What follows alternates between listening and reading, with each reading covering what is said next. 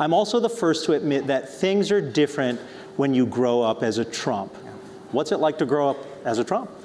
Well, listen, it's been crazy. It's been crazy in a lot of ways, and it seems like our lives have morphed in so many ways over the years. We came in, we were a nice real estate family, and we built condominiums all over New York and other places, and we grew that business very, very quickly, and all of a sudden we started doing some of the best hotels in the world, and golf courses and wineries, and a little show called The Apprentice came along, and all of a sudden we were reality TV people, and I'm not really a reality TV person. It's not kind of who we are, but the show did incredibly well, and then fast forward a couple years past that, all of a sudden, he's running for president of the United States. And as a family, we do everything together. We love each other. We are very loyal to each other. And if one person does something, we all hop in, we help. And that's what we did.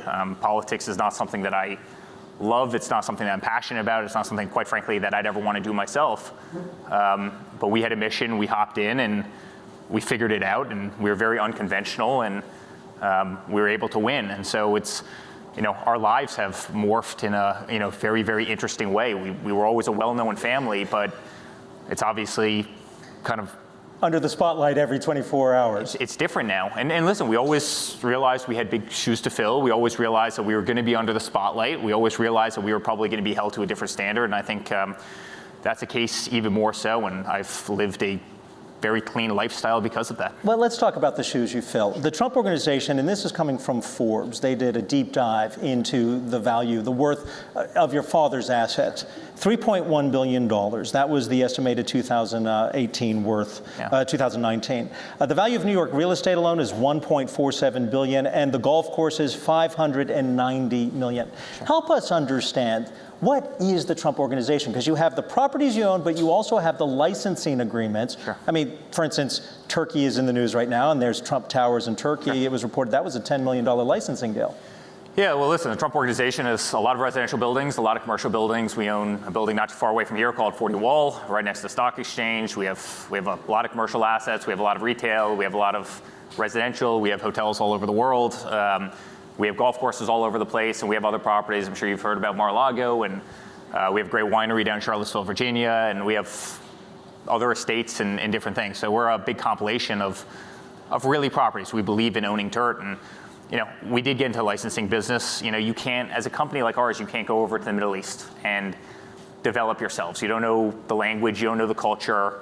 Many of these countries are very, very insular. So what you do is, in certain places, you go over, you find the best developer, you partner up with them, and you create something great. Otherwise, quite frankly, it's just never going to happen, right? I mean, the learning curve would be so crazy. In New York, we know what contractors are going to be incredible, what contractors are going to, I won't use a word, but take advantage of you. And you have that institutional knowledge. You know your way around. You know the language. You know the laws. You know how things are built. You know what kind of foundations work in the ground. You don't know these if you're building in Manila in the Philippines, or you don't know that if you're trying to invest in Turkey or go into Turkey. And so the model was actually very good for us. But just about everything that we have in the U.S. is our own product that we built ourselves, that we have our own money into, and it's been a great business model. When you talk about the business model, one of the criticisms of the Trump Organization when your father was running it is that he wouldn't pay bills and then would sue contractors. In fact, we see in Scotland, and we can talk because you do own Turnberry and you own the other property as well.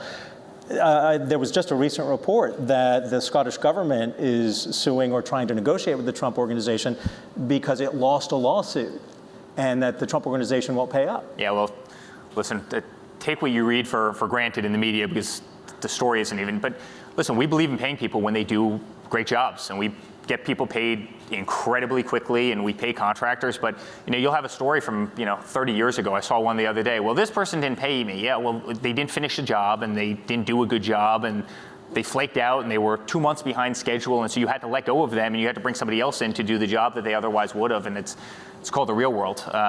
If somebody doesn't do a job, they don't show up for work, they don't do this, well, clearly you're not going to, and I don't think there's probably anybody in this room, I mean, you guys are all business owners or work in big businesses, that if somebody doesn't fulfill a contract, you're going to pay them 100%. But, because of who we are and because people like to take cheap shots at us, they come out with this stuff. And well, but before your father was elected president, you got into the dispute with Deutsche Bank.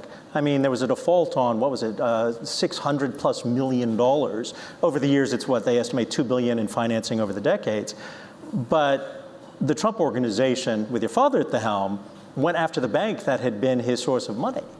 No, he went after a bank and he got a great extension and the world was falling apart. And I think a lot of people were doing that at the time. I don't think that's necessarily unique to us. I think a lot of real estate companies were going back to banks in 2008 and earlier when the real estate markets were imploding and saying, hey, guess what?